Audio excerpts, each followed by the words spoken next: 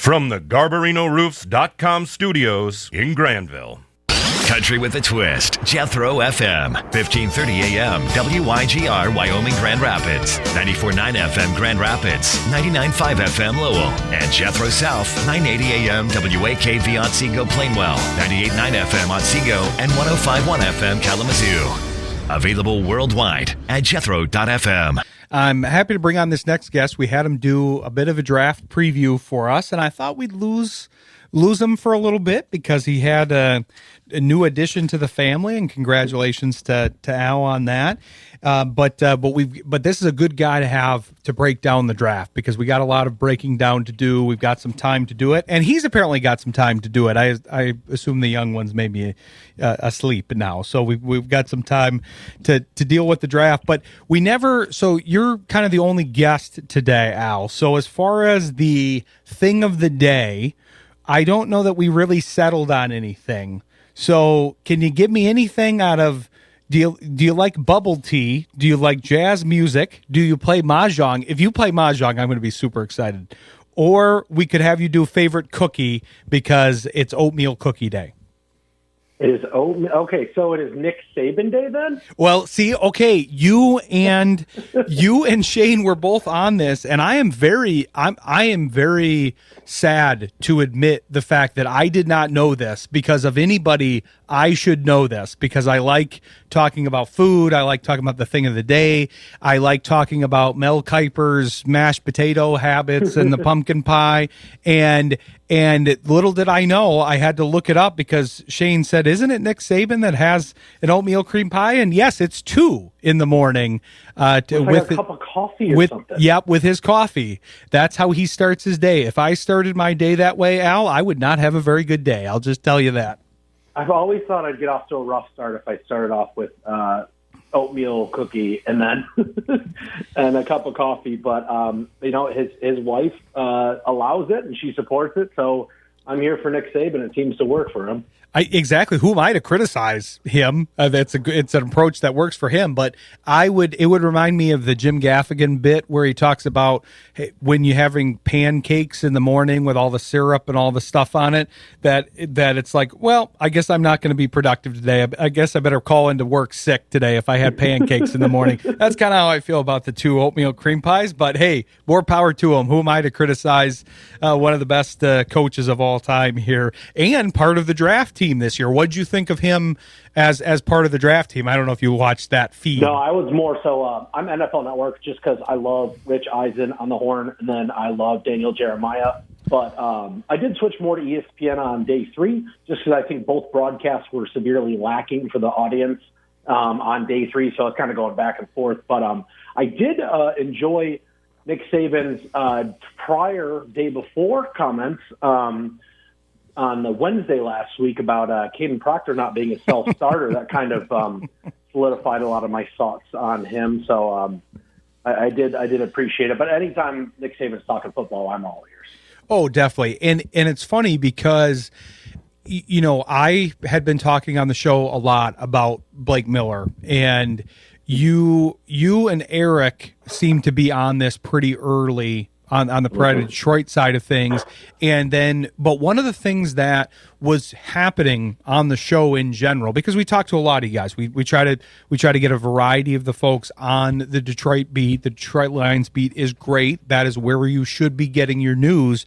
And this is kind of a great example of that because when we did talk to some national guys that I know, some draft experts that do all the teams, Ryan Roberts from A to Z, Daniel Flick from Sports Illustrated, some of the guys that I have relationships with, and we had them on the show to get their view of things.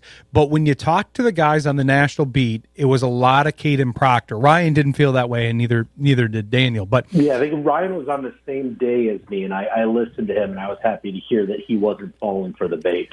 Oh, did you hear his comment about how he didn't like? This seems right up your alley, Al. That that he saw Caden Proctor in person, and he didn't like what he saw as far as his like calf and ankle size. Oh, I didn't catch that. No, but that checks out. I've heard some different things about body type for Caden Proctor in person. that just, I mean, I couldn't stop laughing when we were talking about that on air. But that kind of stuff does matter. The part of it was we were talking about the mobility for polling, because there's a lot of polling in the Lions offense, and then there was talk of him being better suited at guard. Obviously that debate never really got settled, because he did go before Miller did, and before the Lions pick was, the Lions were on the clock. But I was a big believer in the fact that was just a report that they got out to market, and that it actually kind of worked. That if you listen to the national beat, they all had that report. If you listen to any of the guys, you and Eric and Jeremy and people from other outfits, nobody was really buying that too much. And granted, it's not necessarily because of things you're hearing from Brad Holmes, but it's because Brad Holmes better than the national beat does. And just like I knew, that was the opposite of what they typically look for in a player. Oh, without a doubt. Innately, yes. The more I learned and watched Blake Miller, it just seemed to be the case that I think he would be incredibly high on their board. And I believe that to be the case, especially after the day one press conference. Brad Holmes seemed to be pretty keen on him as a player and a fit for their program. And, they were even possibly willing to move up for him. And speaking of polling and body definition, I got to say, one of the first things that, a month or so ago that really turned me on for Blake Miller was his ability as an offensive weapon, especially his senior year, as a puller. He's got that hop, skip, jump pull. I mean, he is so agile, so quick, just the crispest, cleanest footwork on pulling. And I'm just so excited to have another effortless puller along with Penei Sewell to deploy for this offense. I agree, and that was what I was kind of arriving at. You're much better at looking at the tape. I don't know that I would be able to make heads or tails of that. They would all look impressive to a degree, but especially with these, I mean, they were all first round picks that they were evaluating for the most part. But I just the idea of the profile that you put together for each of these guys, if you compared Proctor to Miller read like, if you put into AI, what Lions tackle, what tackle should the Lions take in the draft? They would just write a write-up that would apply to Blake Miller. Missed one practice, all those starts, wrestling background, captain, and whereas Proctor, moved away from the Iowa program. He had some of those size and mobility concerns. So I don't want to rag on Proctor, because I hope he's good in the NFL. It almost became like I had a vendetta towards him, but I was just trying to outline what people should be looking for, and that you've got to get into the minds of the GM. You can think whatever you want from the standpoint of looking at who you like or who you support based on your college allegiance, or based on who's aggregated and who's ranked high. You can do all of that, but ultimately, if you want to be predictive of the pick, you've got to get into the mindset of the GM as much as you can, and Holmes does have some tendencies. Oh, he absolutely does. And that's why a month ago, I think the player I spoke most about last time I appeared here was Blake Miller. I mean, it just seemed to be such a fit. And if it was starting to, I felt guilty of almost like trying to highlight Blake Miller or Monroe Freeling, that I felt guilty the last week or so when we were, regurgitating the Caden Proctor narrative, that I didn't want to bring Caden Proctor down, because in his own, sense, he's a tremendous player who hopefully works out for the Dolphins and what they're doing on that offensive line. But yeah, it's just like, I just felt like I was going a little crazy that Blake Miller just seemed like such a better fit. And I was surprised that he wasn't being talked about as more of a top 15 player. Because if you told me that Blake Miller, if someone was a 54-game starter, maybe he was a former 5-star, had that track record, and he was a left tackle from the SEC, I think they would have been talking about him as a possible sneaky top 10 pick, top 15, and that just never happened. I was just, after the combine, I was so shocked. I was nervous, similar to Monroe Freeling treatment. I'm like, Blake Miller's, they're going to start to talk about it, and it just never happened. Lucky enough, and it just seemed to work out perfectly for the Lions the way the board fell. Exactly. I had a conversation recently where somebody was asking me, well, okay, so if you don't think the Proctor thing was true, then who who were they going to trade up for? Why was the rumor out there about 13? I heard that was actually real, and I said I think they were still going to go for Miller at that point if they had an indication that he would have gone in between. Oh, without a doubt. I think he was their guy. I mean, he checked every box. Like, we've been talking about it. Like, he is a PhD level experience as a run blocker. Like, he is going to be used as a weapon. He is already pro ready in pass protection. Like, he's improved year over year. There's the narrative that he has this high floor, which I think is just been overplayed at this point, that I think he'll continue to improve and use his elite movement skills and just like those initial steps and his base, his footwork, and that finisher mentality. Like, I think he's just going to continue to improve year over year, where, like, guess what? How many times has, like, the offensive tackle 3 or 4 fallen to the teens or the 20s and ended up being one of the best players among the tackles? I mean, Tristan Wirfs went after Alex Leatherwood, was it? Like, Caleb McGarry fell, Christian Darrisaw fell, even like Troy Fontanu, Talise Fuaga, Garrett Bowles, Ryan Ramczyk, Taylor Decker. There's so many guys who supposedly were higher floor who ended up just being the right player. And I just feel so much more confident that Blake Miller will not only be a competent year one starter, but that he's more likely to be an 8+ year starter than a Caden Proctor or Monroe Freeling. That's why the pick made so much dang sense. Oh, I agree. And the idea, I know how you're using higher floor, but the pragmatist in me says, well, higher floor, okay, great. He's got a higher floor and he's got a higher ceiling. I'm good with a world in which both exist. But yeah, interesting stuff. I think good analysis of the first pick. We're gonna come back with Al and talk about the rest of the picks here, because we got to get. If you heard his Mount Rushmore on the previous appearance, he likes kind of the depth players. So we got to get into the depth players and get his analysis, where it'll definitely be valuable, just like the first pick here. But stick with us. You're listening to Shayne Graham's Extra Points on Jethro FM. Coming back here with Al Karsten of Pride of Detroit, doing a breakdown of the draft. We're currently at a one segment per pick here. We're going to speed it up, I think, hopefully, but we're not making any promises.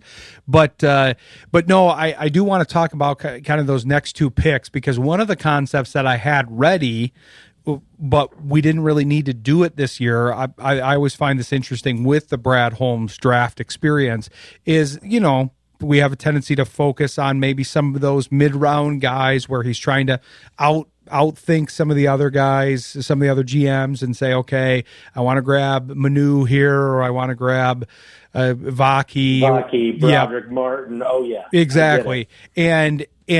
But what I always say when they have those drafts, because they'll say, well, that's not where they should have gone in the draft. That's not where the draft board had them.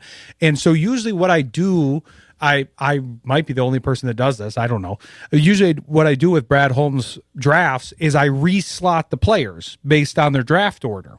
And then see what that really looks like as far as the plus minus goes, because he may reach for some guys, and by some people's estimation, maybe Rolder was a reach, or some of the other guys, but then Abney was a value. So there's a lot to be had there. But I kind of want to go down each pick, and obviously I think part of the reason that people weren't necessarily as upset is, one, he did get the positions that people wanted, and two, he grabbed 2 Michigan players. So that meant that about half the fan base was upset and half the fan base was very happy, which is always funny when that happens. I have a buddy that still doesn't like Aiden Hutchinson because he used to play for Michigan, even though he's a big Lions fan. But what did you think of the Moore pick? You've had some good analysis on your X account about kind of some of the pass rush statistics and different things at Michigan to kind of put him in perspective. But obviously, Michigan fans are going to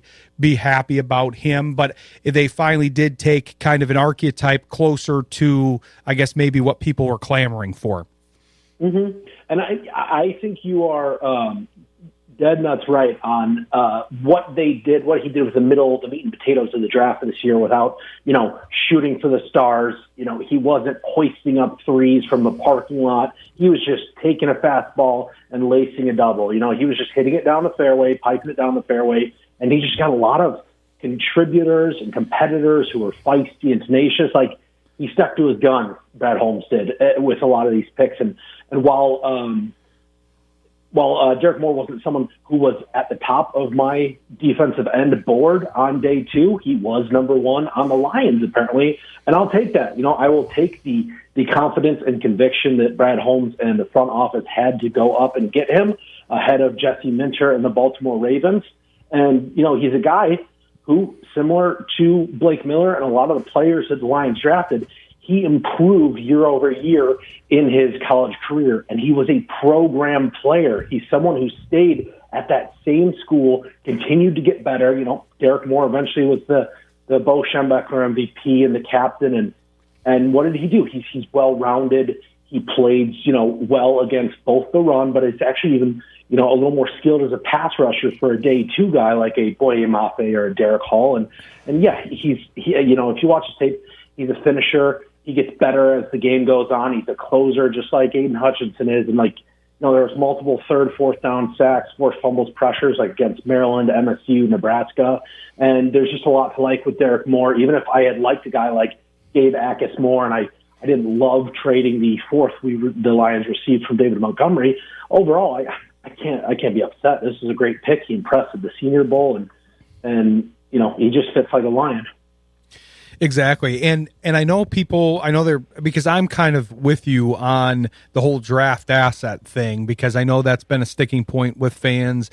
This year, I think people had to adjust their reality to a degree, because you and I both know that they had a decent amount of depth going into this draft. People may not like that statement, but I do feel with the players that they picked up, they felt like, hey, we don't have that many roster spots available right now. We want camp competition. We want guys that can come in and contribute. Like you said, these guys that can come in right away, because if they can't come in right away, if they're a little bit of a project, if they're at a position where they have a lot of bodies, then it's going to be harder for them to make the team this year, because when you run down the depth chart, you get to 53 pretty quickly, even at this point, and they're not really, presumably done. Oh, it's the most competitive, I truly believe, more than 2023, 2024, or last year. I think there are 65 guys that are worthy of making this 53, and it's going to be incredibly interesting, come OTAs and then come August, which guys are making it. There are so many spots, the 5th, 6th spot at defensive end, or the 4th, 5th spot at defensive tackle, 6th linebacker, and some of the secondary positions and offensive line that are going to be up for grabs. And the pecking order is going to be incredible. Wide receiver 4 or 5. I cannot wait for it. I had to adjust my opinion on this to a degree, because there were certain positions that I thought were strong in this draft. One of the positions that I liked a lot of the players was safety. And given the fact that they have 2 injured safeties, we don't really know the degree. One is a little bit more clear, but we know he's going to be out. The other one is a bit more of a wild card with Kirby Joseph's situation. But then you look at the depth chart of what they have, and the fact that they didn't really take a pure safety in the draft. And I thought, well, I kind of see it. One, you can't argue with really who they picked over them, and they're happy with what they retaining Maddox, getting Izzy in, getting Clark.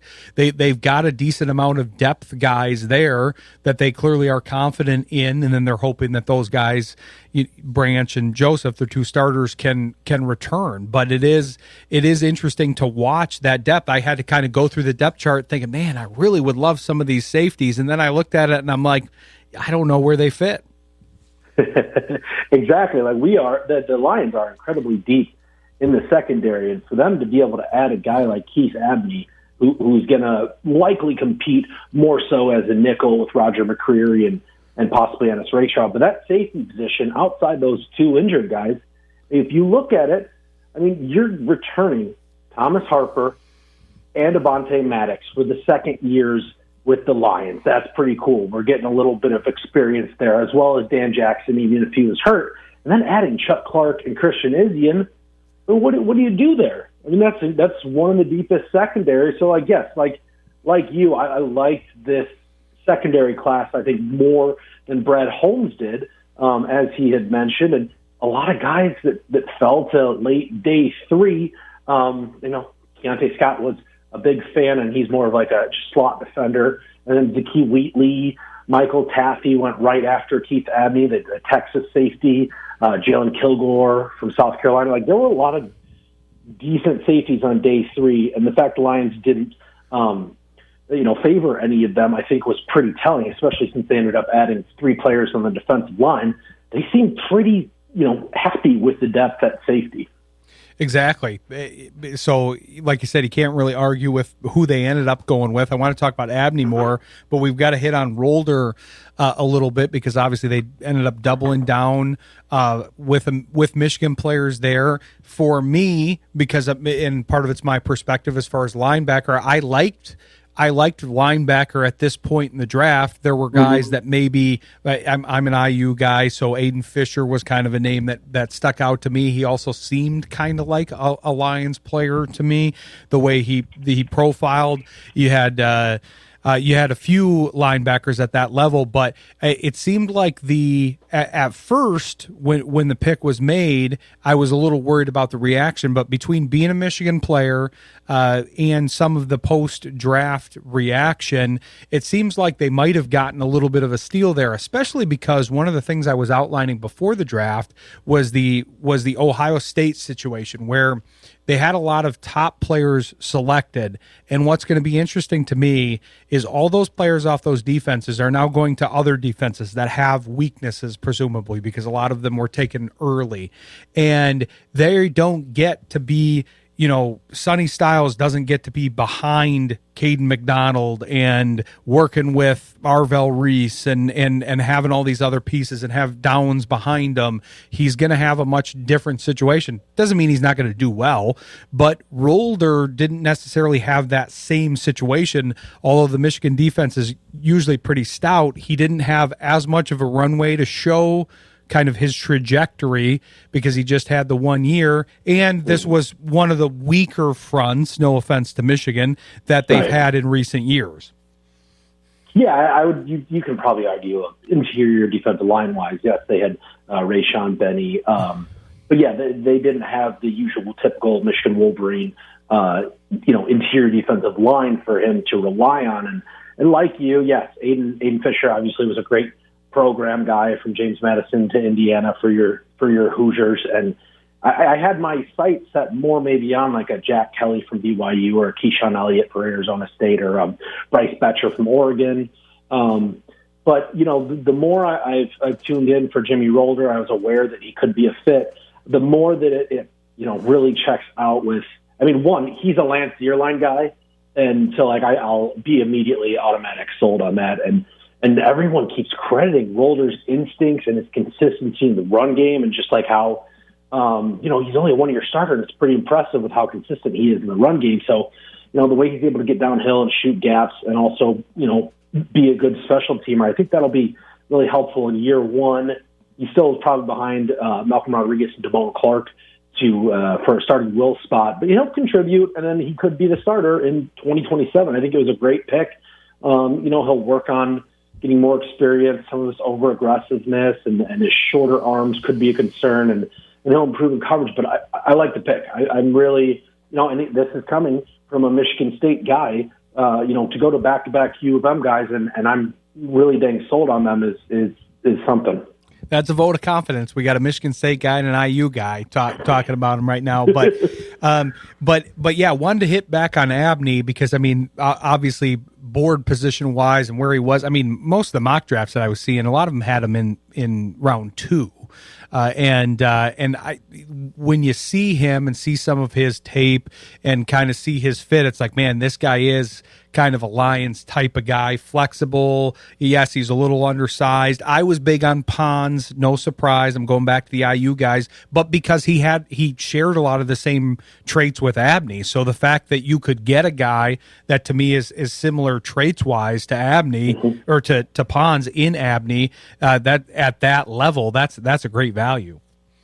Without a doubt. Abney and Pons were 2 defensive backs out of 12 total players that I wrote about, Friday morning as possible picks, fits for the 50th overall selection for the Lions.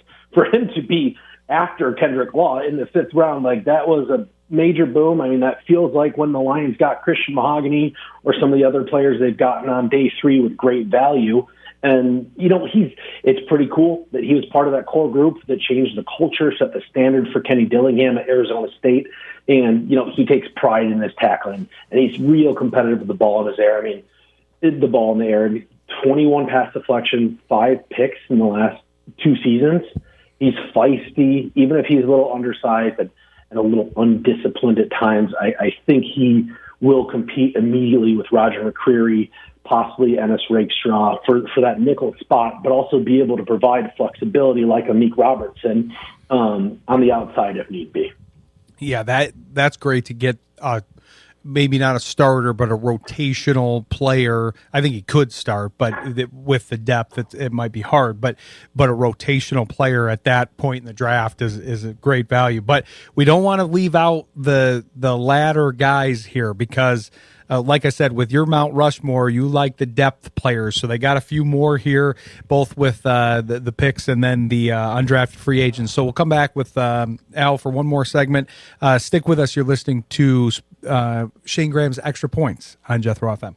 Coming back here for a bonus segment with Al Karsten. We've got to cover some of the rest of the draft picks because I don't know if it was because you were coming on the show, Al, or what came over me, but I looked at some of these other guys, both with who they picked for the remaining picks and then who they got in undrafted free agency, and I thought, man, is Al Karsten's next Mount Rushmore player in this batch? Is it a Gil Howard? Is it West? Is he in here somewhere? Who knows? We'll have to see. But I feel like some of these guys might have been up your alley.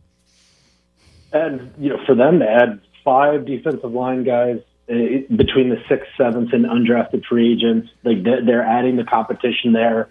And what if I told you the Lions had drafted a 4-time national champion inline skating child prodigy, and his background wasn't even the coolest, most fascinating? Skylar Gil Howard, the guy who was a walk-on at Upper Iowa University, working at the Milwaukee Airport FedEx, gaining 50 pounds in 4 months to become a defensive lineman walk-on at Northern Illinois. He is fun. I cannot get enough of his tape. I've watched every snap from Texas Tech, and I've been watching his Northern Illinois tape from 2024. His first step is incredible. His contact balance, and he's just like a stout tree trunk with this great upper body strength, awesome energy. Skylar Gil Howard, I think, is just a rotational 3 technique. And so, he's going to be, in a knife fight with Mekhi Wingo for a roster spot, I think. I don't know if both of them can make it. They just signed Jay Tufel, too, but them possibly playing some 5 technique is really interesting that they chose a pass rush specialist on the D-line. Really intrigued by him. I think he would have gone higher if he was able to test and if he didn't get hurt 7 games into Texas Tech season. Really cool player. And then Tyree West is another fascinating one where, Tennessee's been awfully weird with their defensive line rotation the last few years. They had the kid who was drafted by the Chiefs in the 2nd round last year, and he had started 2 games for them. And Tyree West is another guy who only started a couple games, only averaged 25 snaps a game, but he's got heavy hands. He's got a little bit of twitch. He can kick inside as a pass rusher. And Tyree West will probably compete with Tyler Lacey, a 5 technique. And then they got some interesting guys in undrafted free agency as well. Yeah, I'm glad you hit on that part with kind of how they fit in because they're clearly going for some competition and they should because they do have a deep team. So they had filled kind of the major holes and now they're going for guys that, okay, let's see who kind of rises to the top of this particular battle. But yeah, Gil Howard, I do like him. I'm hoping he pops in camp. I was, we were talking in the first hour with Shayne about how we were talking about NIL and that changing the landscape, and we had a long conversation about it. But we were talking about how, that made the players, kind of harder to evaluate in a lot of ways. They're different ages now. You had the COVID thing involved with a lot of them too. They're transferring to a lot of programs, so you don't get the continuity. And then with somebody like Gil Howard, I know he had other offers out there. So it's like, man, what if that guy ends up at Alabama? He's probably not picked there, I wouldn't think. Mm-hmm. And that was one of their biggest competitors too. So I think he really could have worked his way, despite being undersized, into being like a top 100 pick. I think he has that skill set, so it'll be cool to see him hit the ground running with the Lions this offseason and see where they go with it. Definitely. I'm excited about this class as a whole. Now, we got to get to some of the other linemen, but we can't skip over Law. I'm curious what you think about him, because he's got a really interesting skill set. But I'm curious where he fits in. I think I can see the vision, but I'm curious what you see out of him. Well, it's with like a lot of these guys that were, doubled up players. He's got a similar skill set to a Greg Dortch with a slightly better, physical stature. He is someone who I wish we had the tracking data and we had a Fitbit on him for that rinky-dink, smoke and mirrors, funhouse offense that Kentucky had this past year, because he is constantly in motion. He's constantly getting bubble screens, pop passes, and he really was someone who, like, they revolved the offense around, even though he wasn't a downfield receiving threat. So he's someone who, and more so because he was in motion the whole time at Kentucky, he blocked his butt off when he was at Alabama there for 3 years, and he's someone he's got an urgency with the ball in his hands to get upfield and break tackles, and it's a cool skill set, and he's someone who I think, will be an impact player, hopefully in kick return, and then possibly in the future in punt return as well. Exactly. It was interesting to me because I get the comparison to Dortch, and then obviously people are going to also evoke Khalif Raymond because of the size, but he has an interesting skill set as far as definitely the return side. That's where it's going to mirror those guys. But he was in the backfield a decent amount, and I didn't know how they were going to involve him there. They've also clearly, it's clear by some of the play calls last year that they wanted somebody that they could do some gadget plays with, and they just never really ended up with the right personnel grouping. Some of that was the line and the way they designed the plays, I'm sure, too. But then some of that was the actual personnel. Whereas this guy, I could see them installing some plays for him because, you hit on it, that they kind of built things around him, and he was all about yak. He was not getting the ball down the field. If you see a speedy, small receiver, if you look into his numbers, he's not catching the ball down the field. He's catching the ball in the backfield a lot of the times, and then getting his yards from there. Yeah, I think he's someone who you might see them use similarly to like Curtis Samuel, when Curtis Samuel was at Ohio State, and like early in his career as well. Like a lot of people will compare it to maybe a Deebo Samuel. He's not quite as chiseled and yards after contact of a runner, but Kendrick Law is someone who blocks so well that while he is clearly has a microscope on him when he's in as a alert gadget play guy, he could just be, they could just line him up and he'll block his buns off as well. So he's someone who I think they can get creative with, and I think Drew Petzing could do some cool things with. And you know what? If it ends up being we got some tunnel screens and some bubble screens or end arounds with him where we can get a Blake Miller, Penei Sewell out in space, I won't mind that one bit. Not at all. Yeah, I think when they were talking about building around personnel for that first Petzing interview that Reisman, that Jeremy, your colleagues, Jeremy and Eric did, they were talking about building around the personnel and not necessarily trying to shoehorn everybody in. This is a guy that you can kind of build around to a degree because he's a unique skill set, especially with the blocking. Like you said, for that size, you would think the blocking would suffer, but they obviously like receivers who block on this team. But I'm curious what you've got on the rest. So we've covered pretty much everybody that was drafted. We talked about West a little bit, but there's some interesting folks on the UDFA list, as there kind of always is with the Lions. But I'm curious who sticks out to you here in that group. Initial one was Miles Kittlesman, the Tennessee tight end. Obviously, the Lions did not want to fool around with the tight end position in this year's draft after some of the reaches by, the Jaguars and Texans to, for the day 2 tight ends with Bort Kerr and Marlon Klein and Max Clare. Some of those guys going, Matthew Hibner, them going so early, but they got Miles Kittlesman, who maybe he does make the roster as a tight end 4, considering they have no tight end signed for 2027.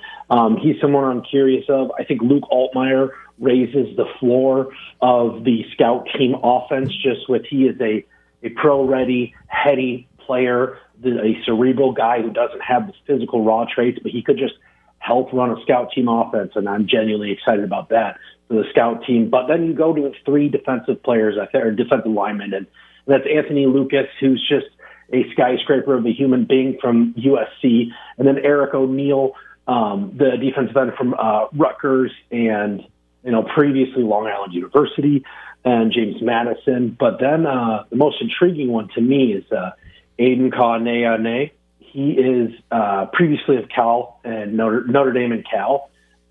He's someone who could play some A-gap nose tackle 0-1 technique reps.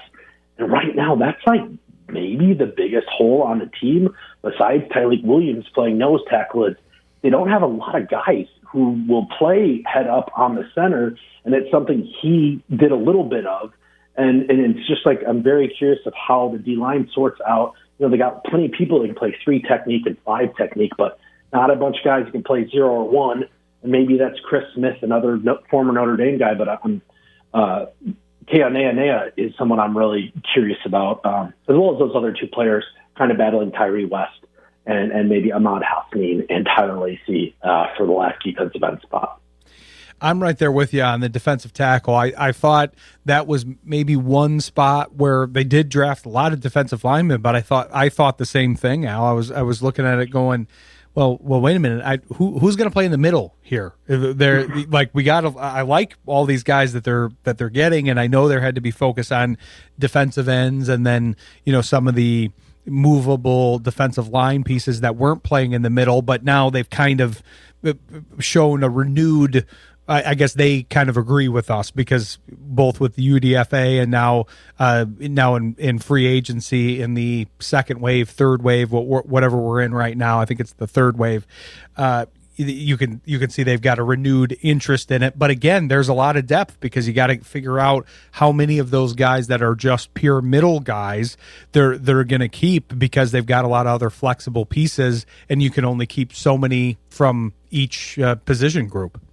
Right, and I will admit this draft was a little lighter on defensive tackle, and guys who can play that nose tackle, like a Cade McDonald, Chris McClellan from Missouri, Albert Regis from Texas A&M went earlier, Dominique Big Citrus Orange from Iowa State, and Darrell Jackson Jr. from Florida State. They were all gone by the time the Lions were on the board for their third pick in the 4th round pick, first one of day 3.